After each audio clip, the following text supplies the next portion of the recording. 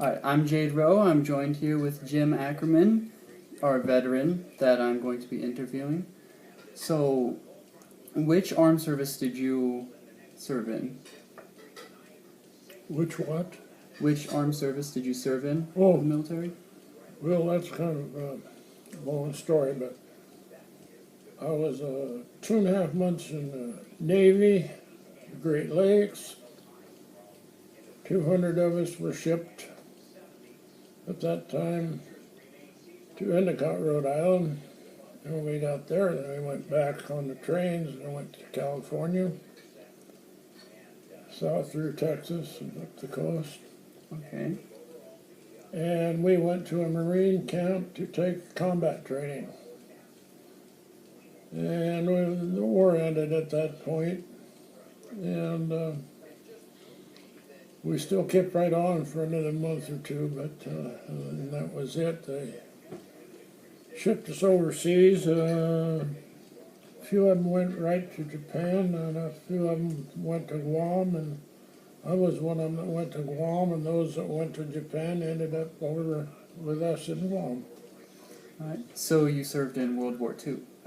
Yeah. Alright. Guam hadn't been too long since they'd been liberated. They were doing a lot of work in the cemetery down on the beach, and we could see that. Things weren't plain yet. There was a mess. But we had prisoners of war there, and we worked the prisoners of war. Not all of them, but we would take out 2 to 6, whatever we were doing, and they could work. They weren't very good for working, but they came along. I guess that 9 months in Guam, we slept in tents. We lived in tents. Had a lot of bugs. And it was a good experience. Happily, the war ended, and what we were doing, we went to Rhode Island and then out to the Marines for combat training. And the plans were that if, the invasion was made, we would go into Korea, and there's some emergency air bases for the planes that get in trouble and can't make it way back to base. And we would have been the security for that, for the Seabees. That's what that was for. However, then when we were in Guam, we were back in the Navy, more or less, but we were still classified as Seabees. And when I got my discharge, there wasn't anything said about Seabees. It was all Navy. So, no, kids really wanted to get into the battle. And as you get older and think about it, it's not good. But there were 7 of us. At Christmas time, we joined the Navy, and a week after we graduated in June, we were on our way to the boot camp at Chicago area, the Great Lakes. I guess you might have questions. I'm talking here. And, You're answering most of them I had planned anyways. So, you said that a lot of kids were itching to get into the fight. Was it always your plan to enter in the military, or did you have an idea before you decided? No, it wasn't. It was. I think all 7 of us would rather go to the Navy than the Army. We would have been drafted. There's no doubt about that. So, by volunteering and signing up for the Navy 6 months ahead of time, you get out of that. And it ended up, if we would have had an invasion for Japan, it's hard to tell. We were going to lose so many people. It's you don't even like to think about it. That's just something that's in the past. They do. A lot of people say we should have never dropped that A-bomb, but I think that saved my life, maybe. And I think that Japan, the two A-bombs we dropped there, didn't do any more damage than, and maybe not as much as the fire bombs we dropped out of the bombers. I mean, we just burned several cities down to the ground, nothing but ashes with them fire bombs they dropped. We had a big air base there in Guam, and they flew back and forth from Saipan, Kenya, and that's where they took off with the A-bomb.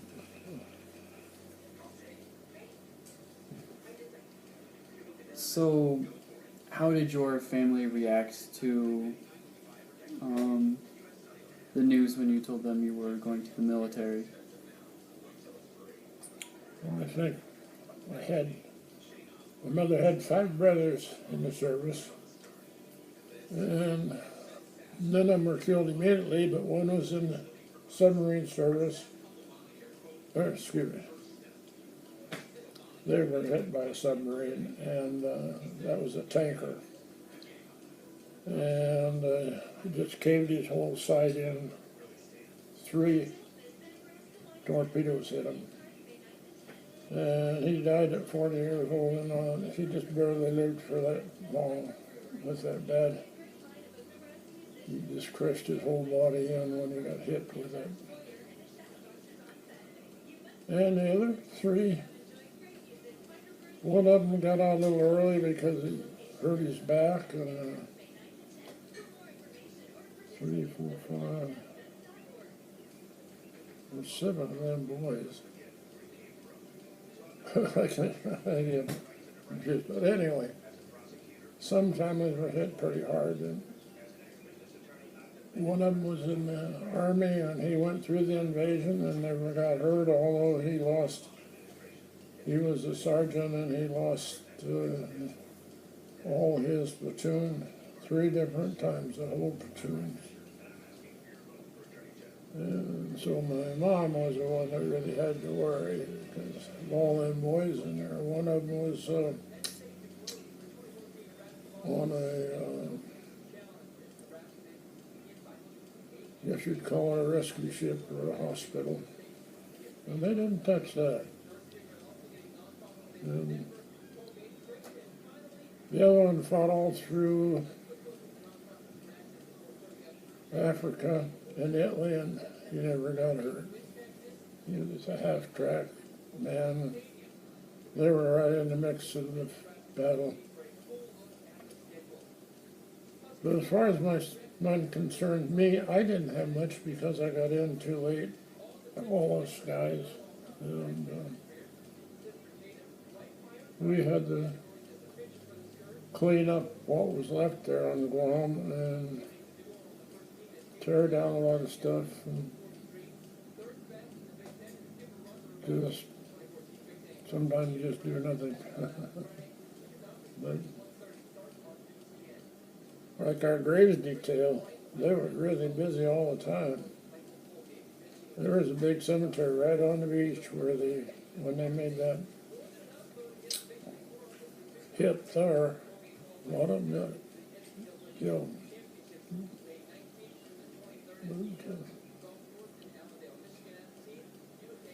I've been around plenty of those veterans that have had so much more than me. I don't even count myself. But it was something. I'd say it was a good experience, but not that it was good from the standpoint of the war, but I got to travel to Guam and see a little bit of what the Marines do and so on. So I don't know what else to tell you. I don't have a whole lot. I just have one more question.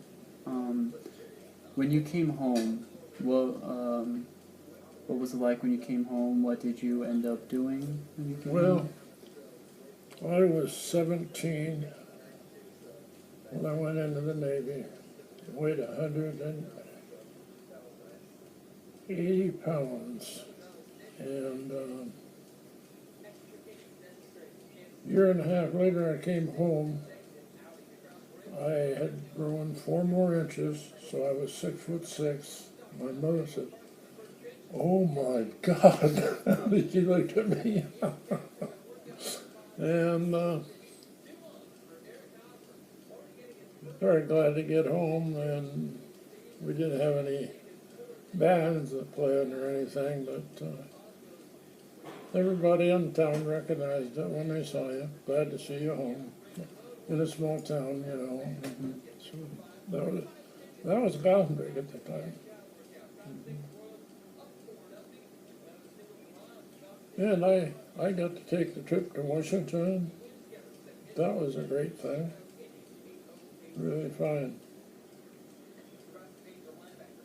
With all those veterans, and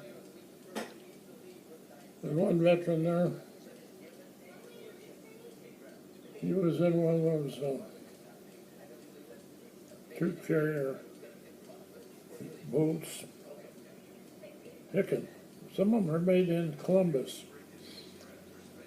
He said when they got off their boats, the officers had told him, "Now, I want you to keep running till you get on the beach in a foxhole." And this guy's from Eustis over here. And the Germans had them machine guns just lined on that whole beach.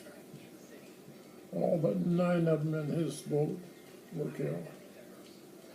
He said he don't know why he wasn't, because he just kept running, and that's probably what saved his life.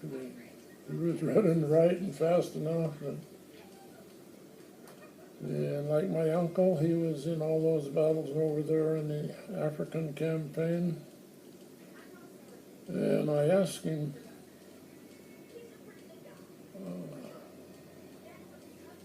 not too long before he died, I said, "How you stayed alive over there in those battles?" She said, "In a way it's kind of funny, but," he said, "if we outnumbered them, we stayed and fought. If they outnumbered us, we ran like hell." I mean, it's funny, but it's a very serious thing. They tried everything. If we get on up to the Korean War, I feel more sorry for them than anybody. It was just terribly cold up there in Korea, and we lost a lot of guys.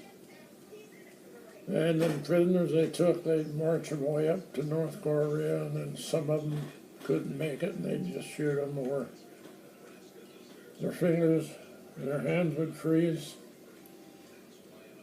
and their little gaps would just take the butt of the rifle and knock the fingers would just fall off because they were frozen, you know. And war was hell. And I'm very glad I didn't have to do any of it.